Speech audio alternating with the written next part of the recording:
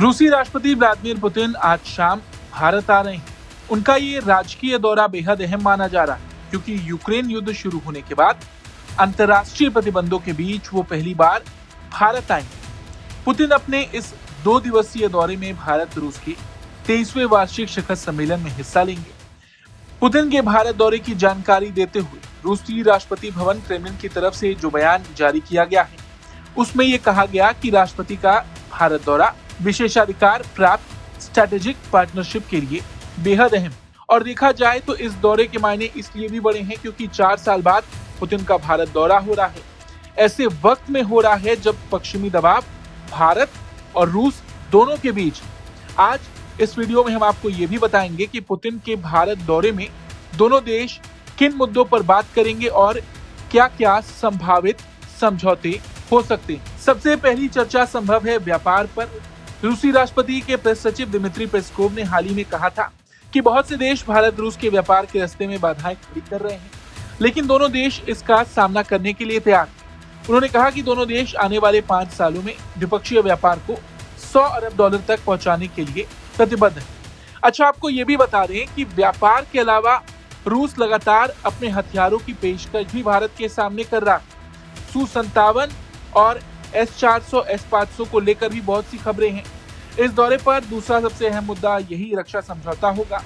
इस दौरान मोदी पुतिन के बीच रक्षा सहयोग बढ़ाने पर विस्तृत चर्चा की उम्मीद है, जहां दोनों नेताओं के बीच रूस के सबसे उन्नत स्टेल्थ फाइटर जेट Su-57 की खरीद, टेक्नोलॉजी ट्रांसफर और जॉइंट प्रोडक्शन पर बात होगी। इसके अलावा S-400 एयर डिफेंस सिस्टम की नई डील और इसके अत्याधुनिक version S-500 missile defence deal पर भी चर्चा संभव। भारत के पास फिलहाल 3 S-400 मिसाइल सिस्टम है और डील के तहत बाकी 2 सिस्टम 2026 तक भारत में आने की उम्मीद। अच्छा, इसके अलावा रूस के राष्ट्रपति द्विपक्षीय वार्ता के दौरान ये सुनिश्चित करने की कोशिश करेंगे कि भारत रूसी तेल की खरीद जारी रखे। एक सरकारी सूत्र के अनुसार पुतिन के साथ आने वाले प्रतिनिधिमंडल में रूस की प्रतिबंधित तेल कंपनियों रोजनेफ्ट और गैज़प्रोम के प्रमुख शामिल हैं। इससे पता चलता है कि कच्चे तेल पर चर्चा पुतिन के प्रमुख एजेंडे में शामिल।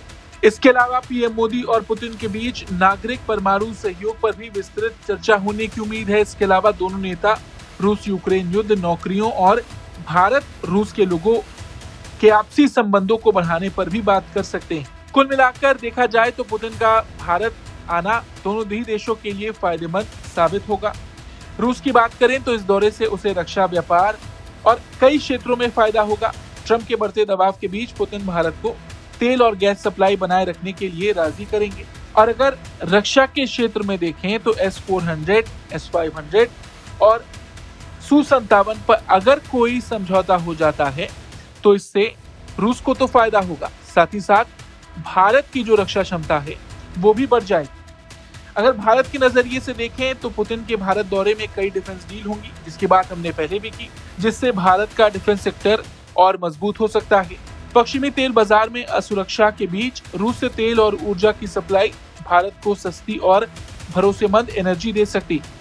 लॉजिस्टिक और सामरिक मजबूती की बात करें तो रेलॉस से भारत और रूस दोनों राष्ट्रों की नौसेना और वायुसेना की क्षमता बढ़ेगी। रेलॉस के बारे में हम आपको बता दें, ये reciprocal exchange of logistics support है, जिसकी मंजूरी हाल ही में रूसी संसद ने दी। रूसी संसद स्टेट डूमा ने भारत के साथ ये महत्वपूर्ण रक्षा समझौता किया है। इस समझौते की अगर बात करें तो इसके अनुसार भारत और रूस की सेनाएं जरूरत पड़ने पर एक दूसरे की सुविधाओं का इस्तेमाल कर सकेंगी। दोनों देशों की सेनाएं एक दूसरे का ईंधन या बेस का भी इस्तेमाल कर सकेंगी। इससे संयुक्त सैन्य अभ्यास और लंबी दूरी के मिशन अधिक प्रभावी और कम खर्चीले बन जाएंगे।